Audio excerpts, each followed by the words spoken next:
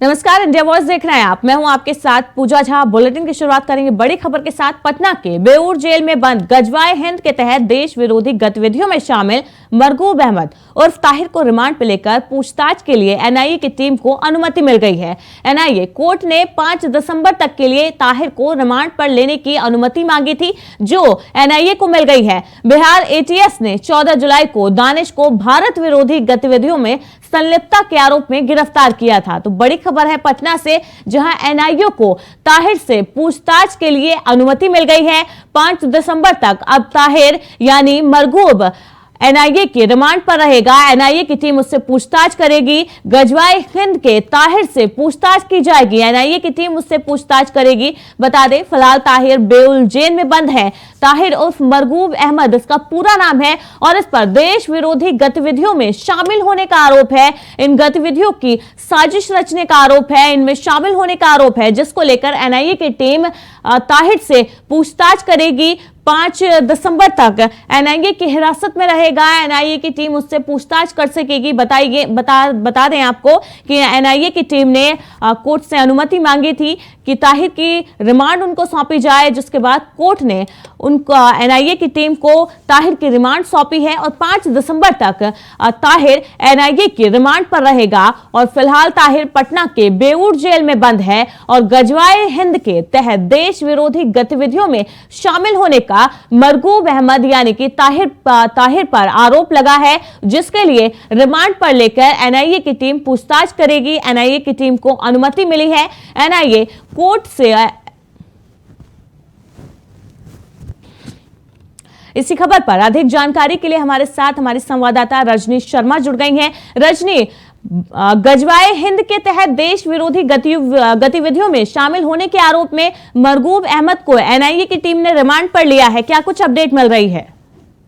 देखिए, बताते चलो कि 14 जुलाई को मरगूब की गिरफ्तारी हुई थी फुलवारी शरीफ से और अब एनआईए ने इन्हें 5 दिनों के रिमांड पर लिया है। जी, इन पे आरोप है कि गजवाए हिंद जैसे और भी कई ऐसा संगठन व्हाट्सएप के जरिए बनाया था और इससे तमाम जो युवा इस्लामिक युवा हैं उन्हें जोड़ रहे थे और इनका कनेक्शन सिर्फ देश ही नहीं, कई ऐसे विदेशों से भी थे और कई ऐसे तार भी मिले, कई लोग इससे जुड़े हुए मिले। तो इसी बात की और पुष्टि और जानकारी के लिए इन्हें 5 दिनों के लिए एनआईए ने रिमांड पे लिया है और अब पूछताछ करेगी कि किस किस संगठन से ये जुड़े हुए थे, क्योंकि गजवाए हिंद और इसके साथ ही और कई ऐसे व्हाट्सएप ग्रुप मिले थे जिसमें पाकिस्तान के कनेक्शन भी जुड़े हुए थे। कई ऐसे देश विरोधी गतिविधियां इस पे कोडिंग के जरिए इनसे बात होती थी। तो ये तमाम बातों के रजनी, फिलहाल ताहिर बेऊर जेल में बंद है। पटना की बेऊर जेल में फिलहाल ताहिर बंद है और एनआईए की टीम ने उसको अब अपनी हिरासत में ले लिया है, रिमांड पर लिया है।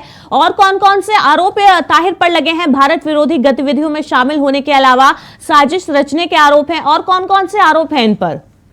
देखिए, ये जो ताहिर है, ये ताहिर जब पकड़ा गया था तो इसके व्हाट्सएप से कई ऐसे ग्रुप मिले थे जिसमें देश विरोधी गतिविधियों को किस तरह से अंजाम दिया जाए, 2024 के लिए देश विरोधी गतिविधि किस तरह से उसे अंजाम दिया जाए, 2023 में किस तरह से भारत आजाद कराया जाए। इस तरह की कई ऐसी बातें थी और कई ऐसी गतिविधियां थी जो इसमें मिली थी और इसमें कौन कौन से लोग और संलिप्त हैं, इसकी भी कई अहम जानकारी इसके पास अभी भी मौजूद है। तो इन तमाम जानकारियों के लिए इसको 5 दिनों के रिमांड पे लिया गया है। इससे पूछताछ किया जाएगा, कनेक्शन इसके कहाँ कहाँ है, इन तमाम बातों को एनआईए इससे उगलवाएगी, क्योंकि 5 दिनों का वक्त काफी होता है और एनआईए इसे पहले भी रिमांड पर लेने के लिए एनआईए एप्लीकेशन दे चुकी थी और इस बार इन्हें इनकी रिमांड मंजूर हो गई है और अब ये ताहिर एनआईए की टीम के साथ है। अब एनआईए की टीम इन्हें बेऊर जेल से अपने गिरफ्त में ले ली है और अब पूछताछ चल रही है कि आखिर ये देश विरोधी गतिविधियों को जिस तरह से अंजाम देता था, किस किस को जोड़ता था, देश में युवाओं को किस तरह से कोडिंग करता था, कैसे देश के यूथ को ये जोड़ता था, या फिर देश के बाहर से जो लोग इसके साथ जुड़े हुए थे वो कैसे, कहां से इनकी फंडिंग होती थी, किस तरह से वो लोग इसे रेगुलेट करते थे और किस तरह से ये यहाँ पे पटना का फुलवारी शरीफ में रहकर ये काम कर रहा था। और फुलवारी शरीफ जैसे छोटे जगह पे रहने के बाद ये काम कर रहा था कि पूरे के पूरे देश ने अंतर्राष्ट्रीय स्तर पे ये आतंकी गतिविधियों। जी रजनी, अब देखना होगा कि एनआईए की पूछताछ में ताहिर क्या कुछ खुलासा करता है। बहुत बहुत शुक्रिया रजनी, हमारे साथ जुड़ने के लिए, इन तमाम अपडेट्स के लिए आपका। वहीं प्रोफेसर राम गोपाल यादव दिल्ली पहुंचे हैं। बड़ी खबर आपको बता रहे हैं, प्रोफेसर राम गोपाल यादव दिल्ली पहुंचे हैं, जहां पर उन्होंने चुनाव आयोग में शिकायत दर्ज कराने के लिए वो दिल्ली पहुंचे हैं। मैनपुरी उपचुनाव को लेकर वो चुनाव आयोग में शिकायत दर्ज कराएंगे। जी हां, मैनपुरी में कोटेदारों और प्रधानों को धमकाने का मामला है, जिसको लेकर वो चुनाव आयोग में शिकायत दर्ज कराएंगे और इसी को लेकर प्रोफेसर राम गोपाल यादव दिल्ली पहुंचे हैं। मैनपुरी उपचुनाव को लेकर वो अपनी शिकायत दर्ज कराएंगे और अधिकारियों पर धमकी देने का गंभीर आरोप उन्होंने लगाया है और इसी मामले की शिकायत चुनाव आयोग से करने के लिए राम गोपाल दिल्ली पहुंचे हैं, जहां पर वो चुनाव आयोग के अधिकारियों से मुलाकात करेंगे और उनको अपना शिकायती पत्र सौंपेंगे। बड़ी खबर आपको बता रहे हैं, प्रोफेसर राम गोपाल यादव दिल्ली पहुंचे हैं, जहां पर चुनाव आयोग में शिकायत दर्ज कराएंगे वो मैनपुरी उपचुनाव को लेकर। मैनपुरी में कोटेदारों और प्रधानों को धमकाने का मामला है और इसी का आरोप लगा है। इसी खबर पर अधिक जानकारी के लिए हमारे संवाददाता नितिन जुड़ गए हैं। नितिन, क्या जानकारी मिल रही है? राम गोपाल यादव मैनपुरी उपचुनाव की शिकायत को लेकर चुनाव आयोग जाने वाले हैं।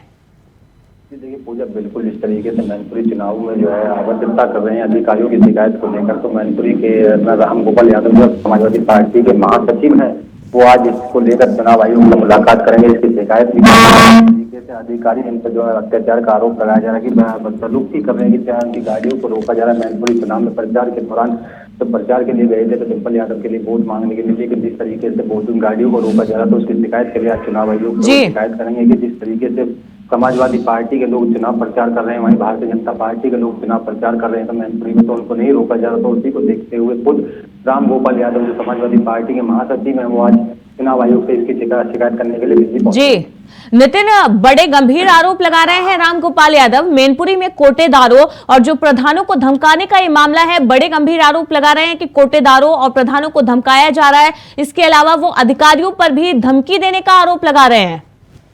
देखिए बिल्कुल जिस तरीके से समाजवादी पार्टी के राष्ट्रीय महासचिव हैं राम गोपाल यादव, तो उन्होंने चुनाव आयोग से यही कहा कि कोटेदार और जो यहाँ ग्राम प्रधान है, उनको जो है भारतीय जनता पार्टी की तरफ धमकाया जा रहा है। वहाँ के लोगों ने धमकाया जा रहा है, धमकाने में लगे भारतीय जनता पार्टी के लोग। लोगों का कहना है कि भारतीय जनता पार्टी को वोट करे सिर्फ, और समाजवादी पार्टी के लोग वहाँ वोट मांग रहे हैं, जा जाके प्रचार कर रहे हैं। डिम्पल यादव चुनाव प्रचार के लिए तो समाजवादी पार्टी के लोग उनको अधिकारियों से धमकाया जा रहा है, उनके साथ बदसलूकी की जा रही है। तो उसको लेकर चुनाव आयोग से जो मुलाकात है राम गोपाल यादव यहाँ दिल्ली करने के लिए आए, उसकी शिकायत करने के लिए आए अधिकारियों की। जिस तरीके से समाजवादी के लोग चुनाव प्रचार कर रहे हैं, प्रचार में उनको रोका जा रहा है, उनकी गाड़ियों को रोका जा रहा है, गाड़ियों पे यादव लिखा रह रहा है, झंडे लगे हुए हैं। झंडों को देखते हुए यहाँ पर जी नितिन, अब देखना होगा कि राम गोपाल यादव के आरोपों पर चुनाव आयोग क्या संज्ञान लेता है। बहुत बहुत शुक्रिया इन अपडेट्स के लिए आपका।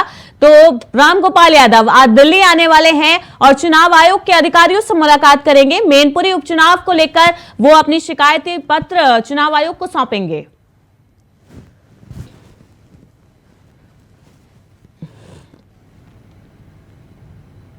वहीं शामली से खबर सामने आ रही है। शुगर मिल में बड़ा हादसा हुआ है। टरबाइन का जॉइंट फटने का मामला सामने आया है। जी हां, शुगर मिल में बड़ा हादसा हुआ है। यहां पर शामली से ये बड़ी खबर आपको बता रहे हैं, जहां पर शुगर मिल में बड़ा हादसा हुआ है।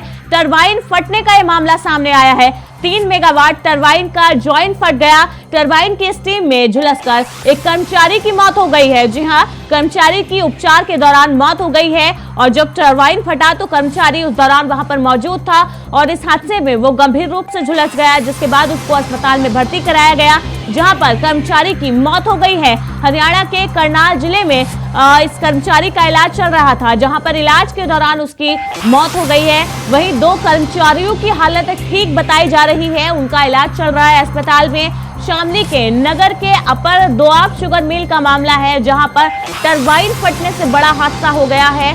बड़ी खबर आपको बता रहे हैं, शामली से यह खबर सामने आ रही है, जहां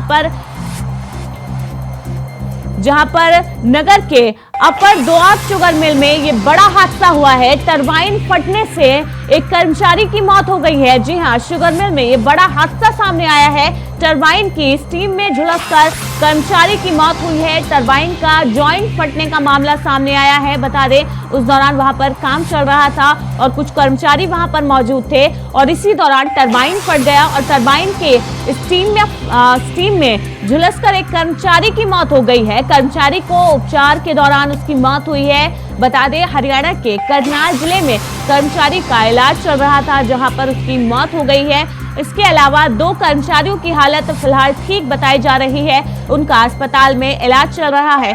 शामली नगर के अपर दोआब शुगर मिल का ये मामला है, जहां पर टरबाइन फटने से बड़ा हादसा हुआ है।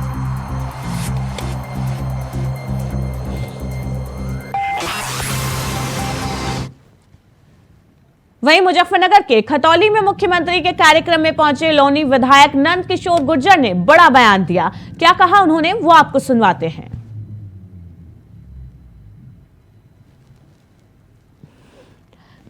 ये नया चिट्ठा नहीं है, चिट्ठा तो पुराना ही है।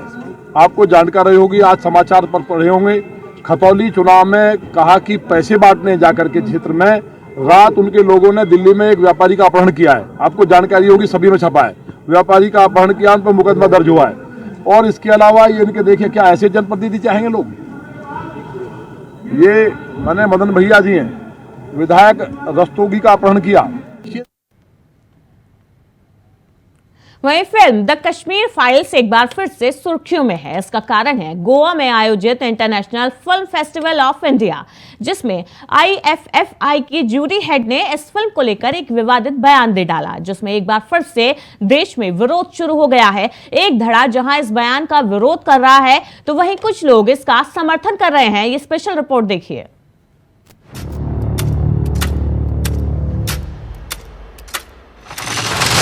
By the movie Kashmir Files that felt to us like a propaganda vulgar movie inappropriate for an artistic competitive section of such a prestigious film festival.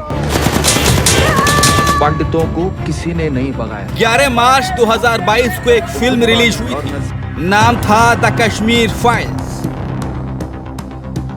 ये फिल्म 1990 में जम्मू कश्मीर में हुए नरसंहार की सच्ची घटना पर आधारित थी, जिसको लेकर उस वक्त देश में 2 धड़े बन गए थे। बीजेपी शासित राज्यों में इस फिल्म को टैक्स फ्री कर दिया गया, तो वहीं विपक्षी दलों ने इसको लेकर विरोध शुरू कर दिया और देश में अराजकता फैलाने का आरोप फिल्म डायरेक्टर विवेक अग्निहोत्री पर लगाया, जिस कारण उस वक्त देश में जमकर बवाल हुए थे।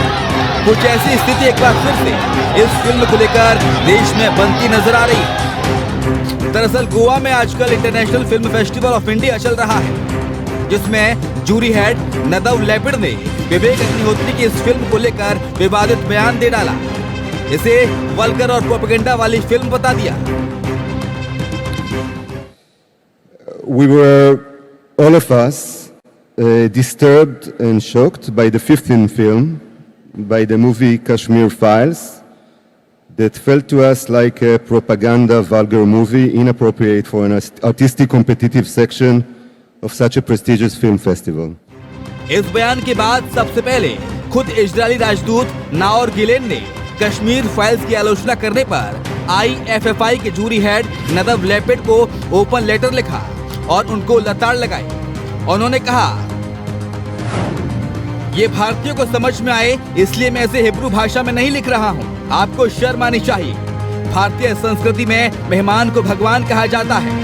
आपने IFFI गोवा में जजों के पैनल की अध्यक्षता करने के लिए भारतीय निमंत्रण के साथ साथ उनके भरोसे, सम्मान और गर्मजोशी भरे स्वागत का सबसे खराब तरीके से दुरुपयोग किया है।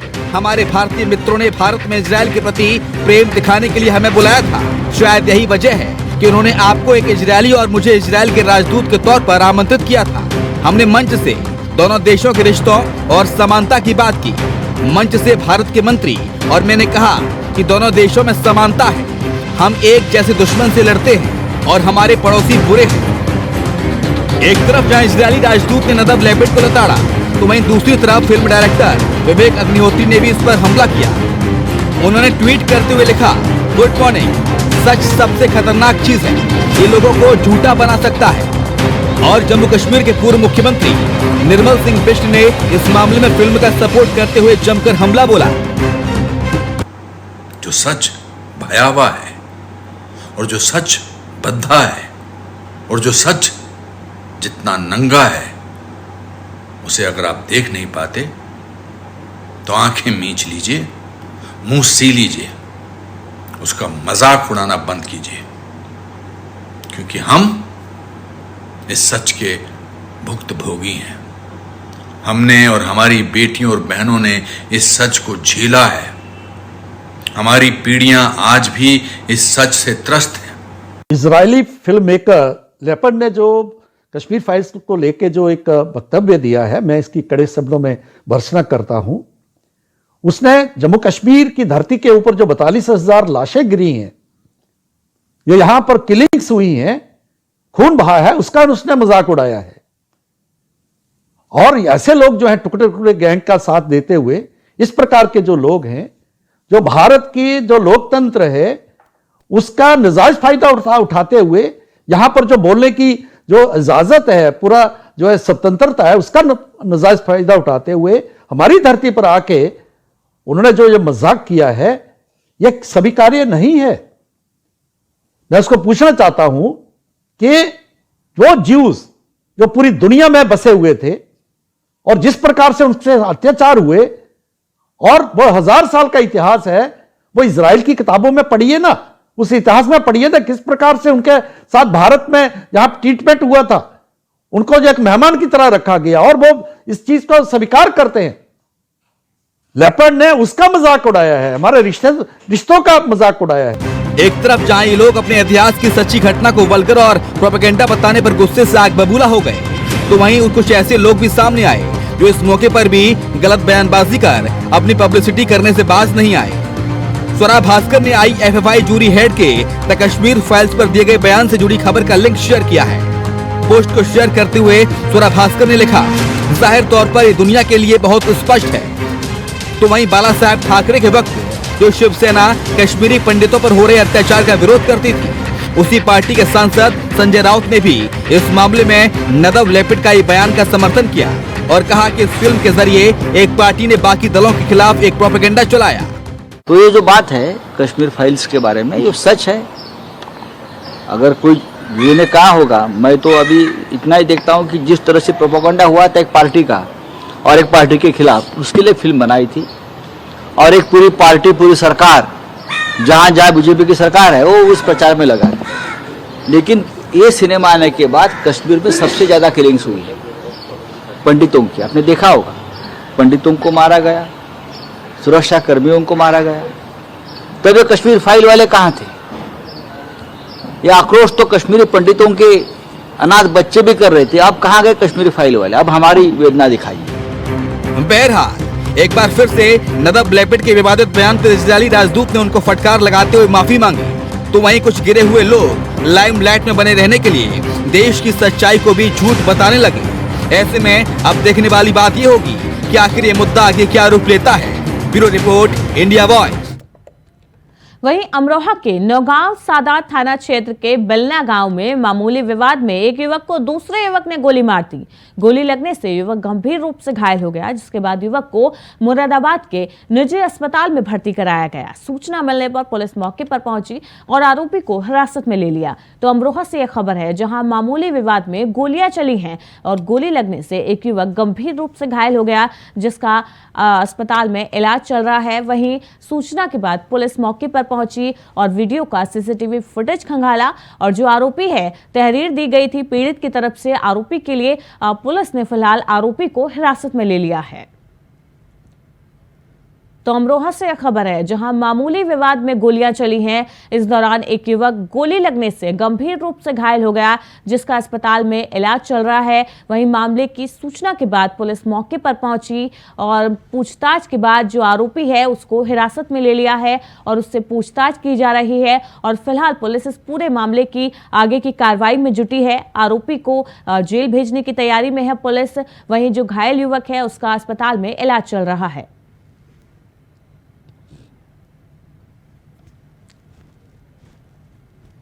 तो अमरोहा में मामूली विवाद में गोलियां चली हैं, जिसमें एक युवक गोली लगने से गंभीर रूप से घायल हो गया, जिसका अस्पताल में इलाज चल रहा है।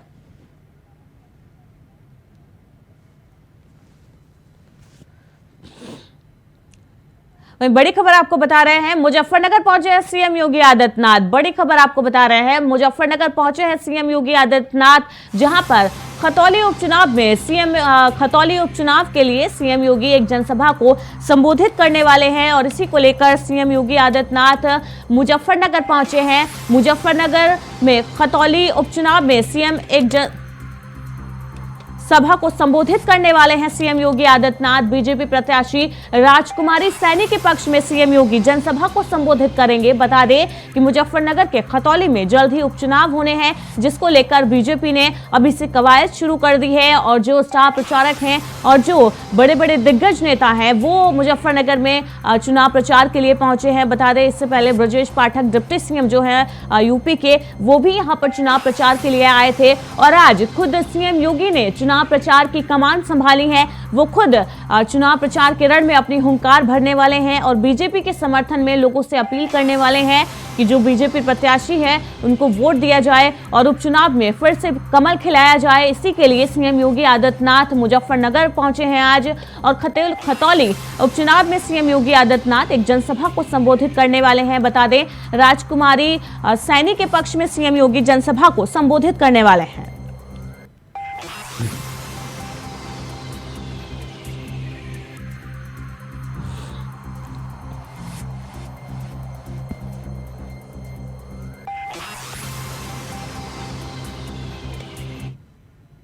वहीं एक और बड़ी खबर की ओर रुख करते हैं। अयोध्या से खबर सामने आ रही है, जहां पर डिप्टी सीएम ब्रजेश पाठक अयोध्या दौरे पर रहेंगे। कल चरावा में श्री भगवत गीता कथा पाठ का रसपान करेंगे डिप्टी सीएम ब्रजेश पाठक। बड़ी खबर आपको बता रहे हैं, कल डिप्टी सीएम ब्रजेश पाठक अयोध्या दौरे पर रहेंगे, जहां पर चरावा में वो श्री भागवत गीता का पाठ करेंगे और रसपान करेंगे। इसके बाद CHC बीकापुर का निरीक्षण करने वाले हैं डिप्टी सीएम। कोदायला इंटर कॉलेज हेलीपैड पहुंचेंगे डिप्टी सीएम, जहां पर श्री भागवत गीता का पाठ करेंगे डिप्टी सीएम ब्रजेश पाठक।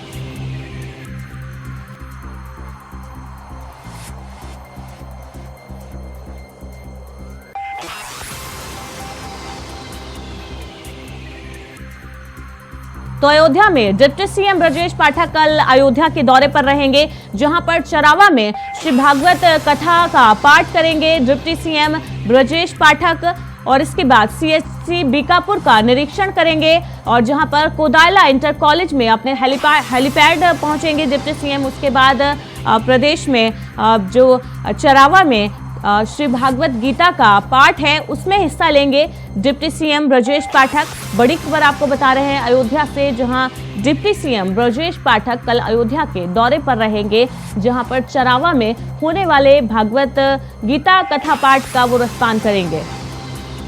इसी खबर पर अधिक जानकारी के लिए हमारे साथ हमारे संवाददाता अभिनव आनंद जुड़ गए हैं। अभिनव, क्या जानकारी मिल रही है? डिप्टी सीएम ब्रजेश पाठक कल अयोध्या के दौरे पर रहने वाले हैं। जी बिल्कुल बिल्कुल, आपको बताना चाहूंगा कि अभी 2 दिन पूर्व सीएम योगी का दौरा था और उसी के तीसरे दिन ही डिप्टी सीएम का दौरा अयोध्या में पुनः एक बार और जी। अभिनव, चरावा में श्री भागवत कथा का पाठ और रसपान करने वाले हैं डिप्टी सीएम ब्रजेश पाठक। जी बिल्कुल, आपको बताते हैं कि अयोध्या से लगभग 25 किलोमीटर दूर चरावा जो स्थित है वहाँ पर श्रीमद भागवत कथा का रसपान होगा, जहाँ लगभग वो 2:35 पर यहाँ कोदायला इंटर कॉलेज में हेलीपैड जो बना हुआ है वहीं पर उतरेंगे और 2:45 पर कथा स्थल पहुंच जाएंगे। जी अभिनव, इसके अलावा उनके और कौन कौन से कार्यक्रम रहेंगे? बताया जा रहा है कि CHC बीकापुर का निरीक्षण कर सकते हैं इस दौरान डिप्टी सीएम। जी बिल्कुल बिल्कुल, आपको बताते हैं कि CHC बीकापुर का निरीक्षण करेंगे, उसके बाद वो कोदायला इंटर कॉलेज हेलीपैड से लखनऊ के लिए रवाना हो जाएंगे। जी, डिप्टी सीएम के लिए एक बात और खास है कि वो अचानक से औचक निरीक्षण करते हैं जिला अस्पतालों का, तो क्या इस बार भी कुछ ऐसा उनका कार्यक्रम है जहां पर वो अस्पतालों का औचक निरीक्षण करने वाले हैं? जी बिल्कुल, जब से आप बता दी, जब से डिप्टी सीएम ब्रजेश पाठक ये पद संभाला इन्होंने, तो उसके जो स्वास्थ्य मंत्री का जब से पद संभाला है तब से ये समझ लीजिए कि चिकित्सा में व्यवस्था में लगभग सुधार हो गया है। जी अभिनव, इसके अलावा क्या वो अधिकारियों के साथ मुलाकात कर कोई बैठक वगैरह भी करेंगे? इसके बारे में कोई जानकारी है क्या? जी बिल्कुल, अभी बता दें कि लगभग उनके साथ जो उनके मतलब यहाँ के जो जिला प्रशासन रहेगी वो तो मौजूद ही रहेगी, और उसके बाद वहाँ CSP में जाकर निरीक्षण करेंगे। अभिनव, सुरक्षा व्यवस्था की बात करें तो सुरक्षा व्यवस्था को लेकर क्या कुछ तैयारियां की गई हैं प्रशासन की तरफ से डिप्टी सीएम के आगमन को लेकर? डिप्टी सीएम के आगमन को लेकर जिला प्रशासन पूरी तरह वहां मुस्तैद है। जी, बहुत बहुत शुक्रिया अभिनव, हमारे साथ जुड़ने के लिए, इन तमाम अपडेट्स के लिए आपका। तो ब्रजेश पाठक अयोध्या दौरे पर रहने वाले हैं कल, जहां पर चरावा में श्री भागवत गीता कथा का पाठ और रसपान करेंगे डिप्टी सीएम। बुलेटिन लगातार खबरों के लिए देखते रहिए इंडिया वॉइस।